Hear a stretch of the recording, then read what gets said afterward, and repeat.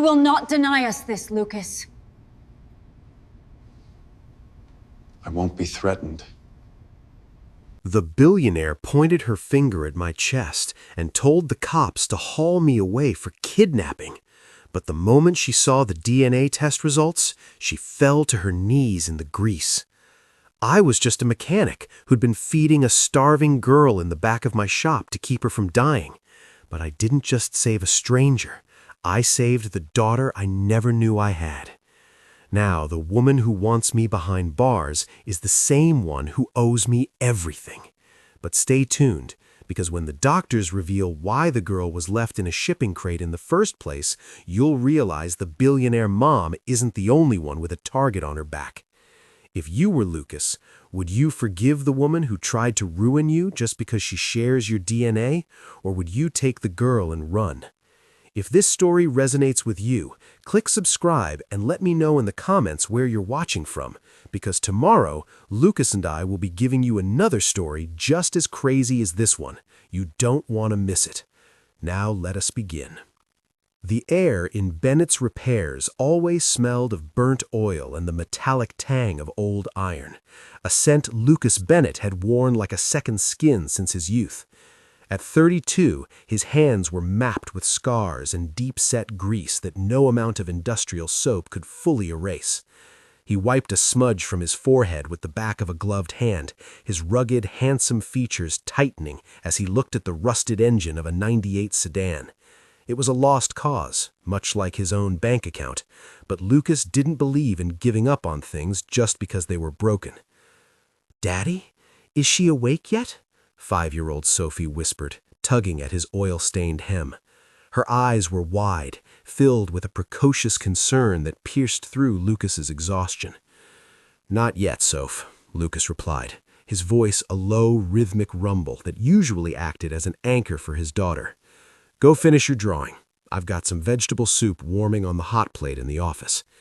He glanced toward the back of the shop, where a makeshift room was partitioned off by heavy, oil-streaked canvas. Inside lay a girl, no older than Sophie, whose breathing was a shallow, whistling struggle against the damp evening air. He had found her 3 weeks ago, shivering behind a dumpster in the alley. He knew the system. He knew that reporting her might mean she'd be lost in a sea of paperwork and cold foster homes. So he did the only thing his conscience allowed. He fixed what he could. He fed him his own portions, bought expensive inhalers with his rent money, and kept the shop's industrial heater running all night just to keep her lungs from seizing. Miles away, perched in a glass and steel monolith that pierced the city's skyline, Soline Valla stared at a digital file. She was the picture of untouchable elegance, her long hair cascading over a tailored suit that accentuated a silhouette commanding every boardroom she entered.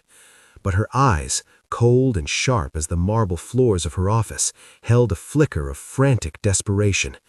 For 3 years, she had been a billionaire with an empty heart, searching for the piece of her soul the world told her was gone. "The lead is solid, Miss Valla," her investigator's voice crackled over the speakerphone. "The industrial district.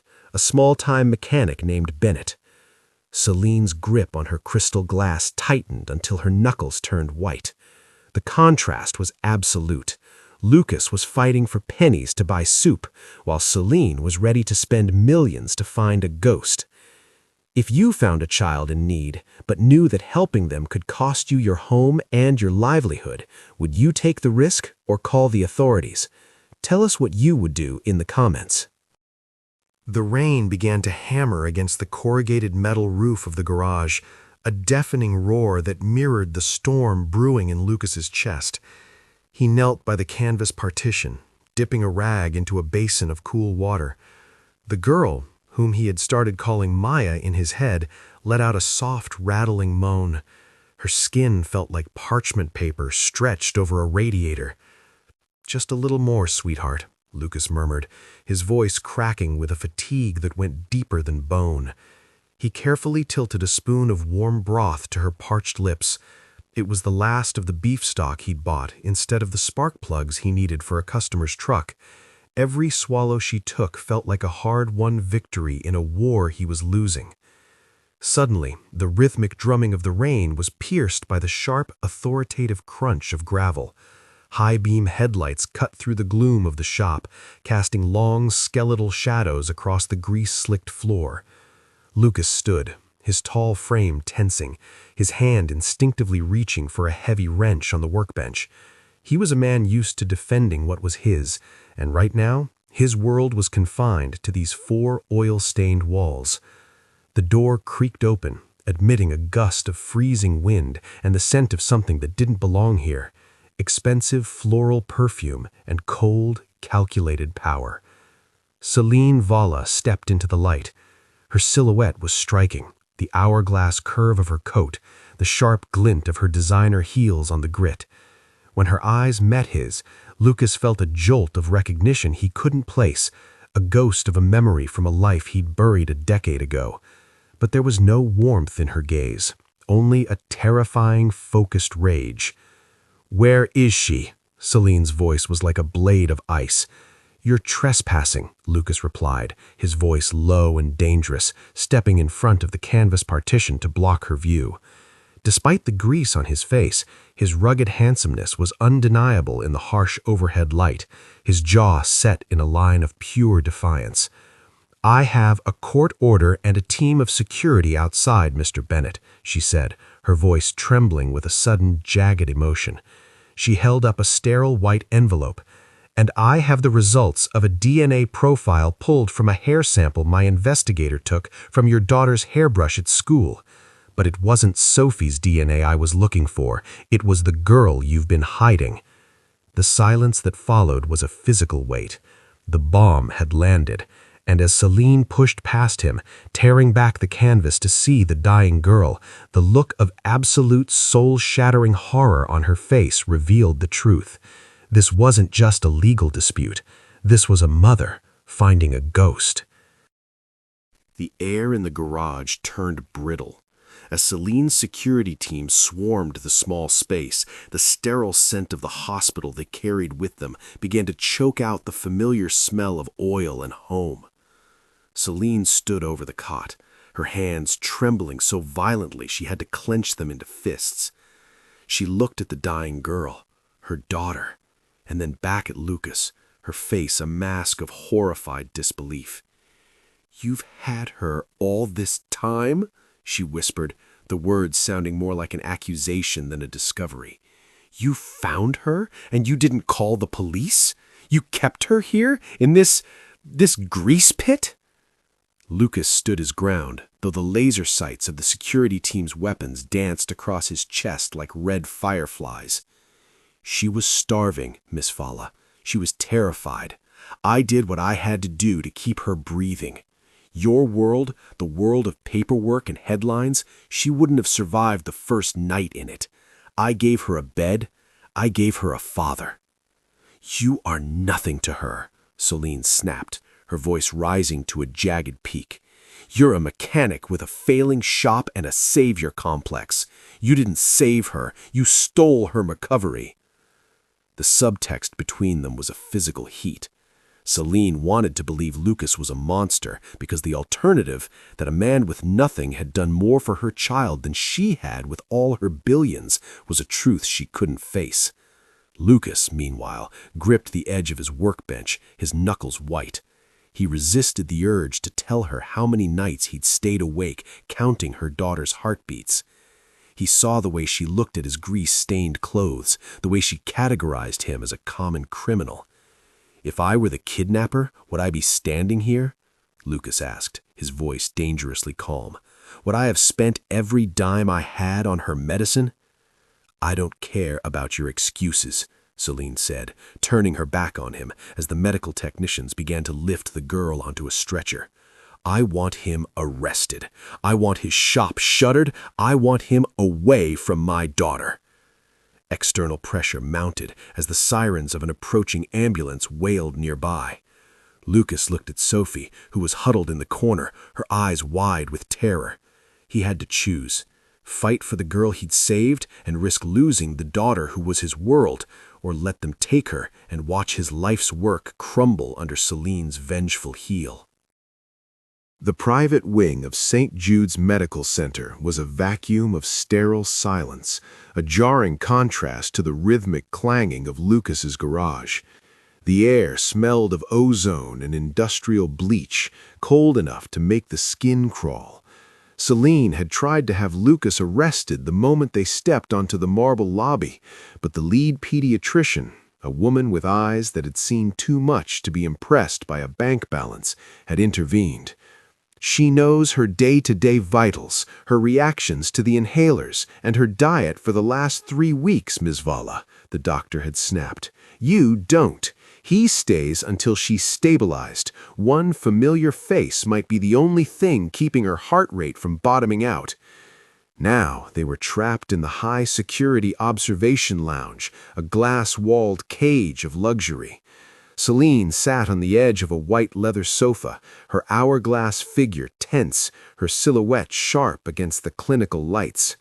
Lucas stood by the floor-to-ceiling window, his rugged 5'9" frame casting a long shadow over the polished floor. He had wrapped his heavy work jacket around Sophie, who was curled up and sleeping on a chair, her small hand still gripping a toy wrench. The silence between them was a living thing, thick with resentment and the unsaid. Celine watched him through the reflection in the glass. He didn't pace, he didn't fidget. He simply endured, a man of granite and grease who looked entirely out of place amidst the chrome and velvet, yet possessed a stillness she envied. "She called for you," Celine said suddenly, her voice brittle and small. She had heard the girl whisper a name when the nurses moved her to the ICU bed. "She called you Lulu." Lucas didn't turn around, his gaze fixed on the city lights below. "It's Sophie's nickname for me. Maya, she just picked it up. I think it made her feel like she belonged to someone." Celine flinched as if he'd struck her. The idea that her daughter had found a sense of belonging in a drafty garage, something Celine's millions couldn't buy, was a bitter pill. She looked at her manicured hands, then at Lucas's cracked, stained ones. In this pressurized room, the class divide remained, but the shared terror of the child's flickering life in the next room was beginning to bridge the gap. They were two strangers, bound by a history they didn't yet understand. The hospital nurse had handed over a small plastic bag containing the girl's personal effects, the meager items Lucas had managed to provide. Celine held the bag as if it contained radioactive material. Inside was a tarnished, heart-shaped locket on a cheap copper chain. Her breath hitched. She pulled it out, her fingers trembling against the metal. "Where did you get this?" Her voice was a ghost of a sound, stripped of its corporate steel. Lucas turned away from the window, his eyes narrowing as he recognized the piece. "It wasn't hers," he said softly, his voice heavy with a memory he hadn't touched in a decade. "I found her with nothing. I gave her that. It belonged to my mother, and then to someone I knew a long time ago, someone who disappeared before I could give it to her." Celine's eyes snapped to his. The subtext of the room shifted violently. She looked at the man before her, not the grease-stained mechanic she'd tried to have arrested, but the boy she had met on a sun-drenched pier 10 years ago, before her father's security detail had dragged her away to a life of arranged expectations and better choices. "Lucas," she whispered, the name tasting like a secret she'd forgotten she kept. The silence that followed was an emotional echo of that long-ago summer. Lucas didn't move. He looked at her, really looked at her, seeing past the designer silk to the girl who used to laugh at the smell of the ocean. He remembered the night they'd spent talking about dreams that didn't involve billions or broken engines. "Celine," he said, the name a jagged stone in his throat. "I didn't recognize you. You've built quite a wall around yourself." "I had to," she replied, her gaze dropping to the sleeping Sophie. "When they took me back, I was pregnant, Lucas. My father told me the baby didn't survive. He told me it was a tragedy of biology. I believed him. I poured my grief into the company, into the search for anything to fill the hole." She looked back at the ICU doors. The girl inside, the one Lucas had saved from the streets, wasn't just a kidnapped child. She was the tragedy Celine's father had lied about. The connection fractured their current reality, replacing anger with a terrifying shared history. The daughter Lucas had been feeding every day wasn't a stranger. She was the piece of their shared past that had survived despite the world's attempts to bury it. The harsh fluorescent lights of the corridor had been dimmed for the night, leaving the observation lounge in a soft amber glow. For the first time in 3 years, the frantic buzzing in Celine's head had slowed to a hum. She sat next to Lucas on the small bench outside Maya's room, their shoulders nearly touching. The air no longer felt sterile. It felt hushed, like a sanctuary. "I used to tell her stories about a mechanical dragon," Lucas said quietly, his hands, finally scrubbed clean of the heaviest grease, resting on his knees. "I told her the dragon had a heart made of gears and gold, and that as long as he kept clicking, he could protect the whole kingdom. She'd hold on to my thumb until she fell asleep. I think she was waiting for someone to tell her she was safe." Celine looked at his profile, the rugged line of his jaw, the way his eyes softened when he spoke of the girl. The billionaire lifestyle she had cultivated felt like a cardboard stage set compared to the raw, visceral reality of Lucas's devotion. She reached out, her fingers hesitantly brushing his forearm. The skin was warm, a stark contrast to the cold glass of her office. "You gave her the dragon," Celine whispered. "All I had were detectives and a checkbook. I thought I could buy my way back to her, but you actually lived for her." A small, weary smile tugged at Lucas's lips. "Parts are easy to replace, Celine. Engines are easy to fix. People, they're different. They need a reason to keep the gears turning." They sat in a comfortable silence, the only sound the rhythmic, reassuring beep, beep, beep of Maya's heart monitor. In that moment, the class divide, the silk versus the denim, seemed to vanish. They weren't a mogul and a mechanic. They were two parents who had nearly lost the same soul. Sophie stirred in her sleep nearby, murmuring something about fairies, and Celine found herself smiling, a real, unforced expression that hadn't touched her face in years. For a fleeting hour, it felt as though the wreckage of their past was being cleared away, making room for something new to be built. It felt like healing. It felt like perhaps they were no longer alone in the dark. The fragile peace of the hospital lounge shattered at 6 a.m. with the arrival of a man in a charcoal suit, Marcus, the Vala family's lead counsel. He didn't walk, he marched, carrying the cold weight of the corporate world into the room. He whispered to Celine, his eyes darting toward Lucas with a mixture of pity and professional disdain. Celine's posture changed instantly. The vulnerability she'd shown an hour ago evaporated, replaced by a rigid, glassy-eyed focus. Marcus placed a thick, leather-bound folder on the coffee table between them. "Mr. Bennett," Marcus said, his voice as dry as parchment, "we appreciate your custodial assistance over the last few weeks. However, we have prepared a comprehensive settlement.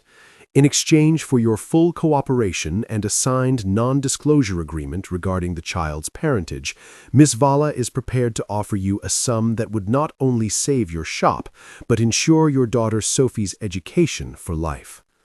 Lucas felt the blood drain from his face. He looked at the folder, then at Celine. She wouldn't meet his eyes. "A settlement?" he repeated, the word tasting like ash.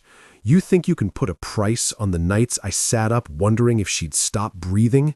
You think I'm a line item in your budget?" "Lucas, be realistic," Celine said, her voice trembling but forced. "My father is already moving to have the DNA results sealed.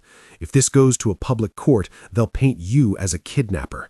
This is the only way to protect Maya and to protect you." "Protect me?" Lucas stood, his 5'9" frame seeming to tower over the polished lawyer. The rugged handsomeness of his face was twisted by a deep, visceral hurt. You're buying my silence so your perfect billionaire life doesn't have a grease-stained mechanic in the family tree. I thought you saw me, Soline, but all you see is a liability." He grabbed his jacket and woke a startled Sophie. "Keep your money. I saved her because it was the right thing to do, not for a payout. I was her father when you were just a name on a building." As he walked toward the exit, the sound of his heavy work boots on the marble floor felt like a funeral march for the connection they had just started to build.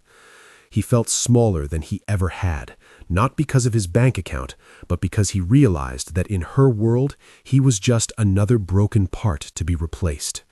If you were in Lucas's shoes, would you have taken the money to secure your daughter's future, or would you have walked away to keep your dignity?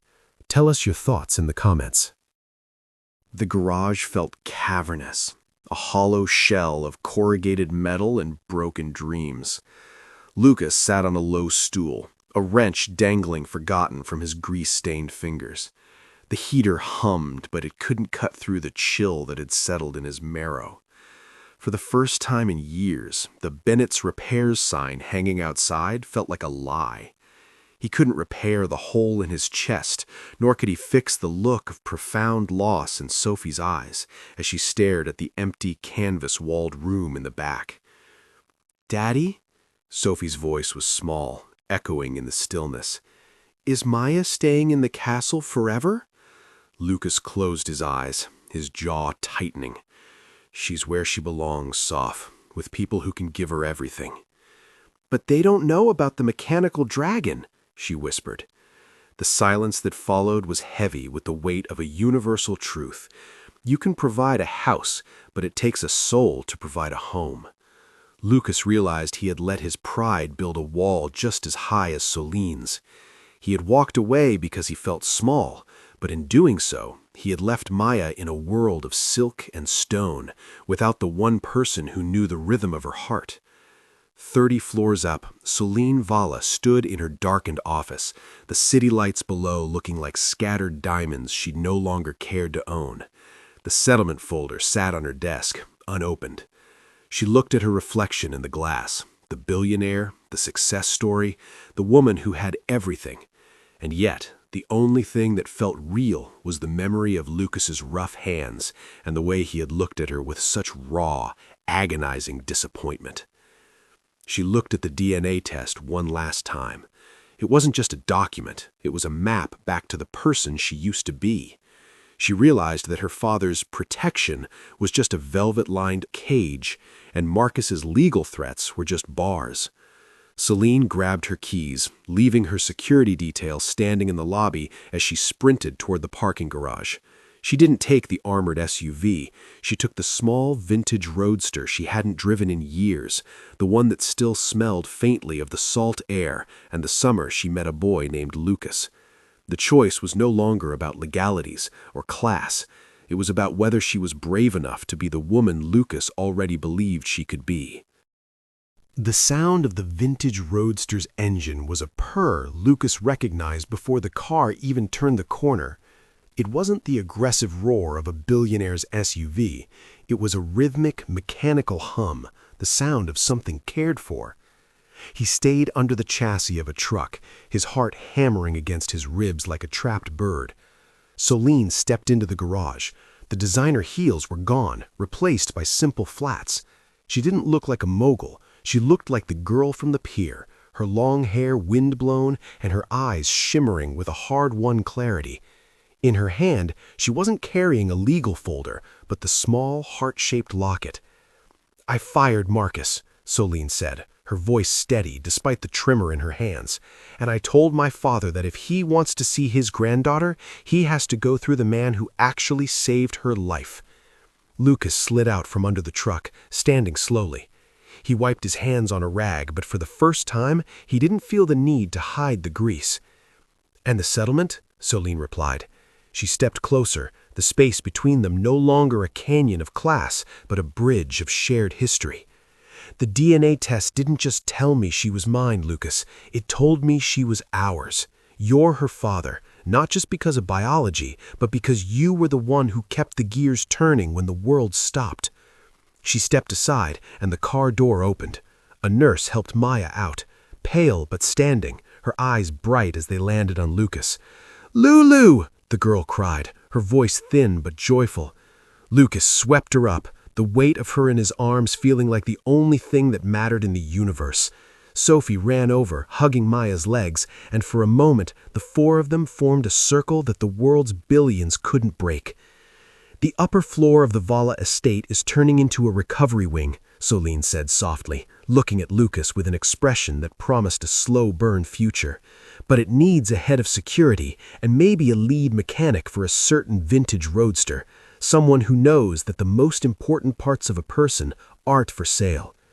Lucas looked around his dusty, oil-stained shop. He had started the day a struggling mechanic, but he was ending it as a man who had finally found the piece of his soul he thought was lost. He reached out, his hand finding Celine's. "I think I know just the guy," he whispered. The mechanical dragon was no longer a story, it was a family. And as the sun began to rise over the industrial district, the gold in their hearts outshone any treasure the world could offer. Do you believe that love can truly bridge the gap between two different worlds, or is the class divide too strong to overcome? We'd love to hear your stories of unexpected connection in the comments below. Thank you for watching another story of Lucas Bennett to the end. If you enjoyed this story, you will surely love the next one. It's as wild and more intriguing as you can ever imagine. So like the video and subscribe for more, because Lucas and I will be waiting for you tomorrow.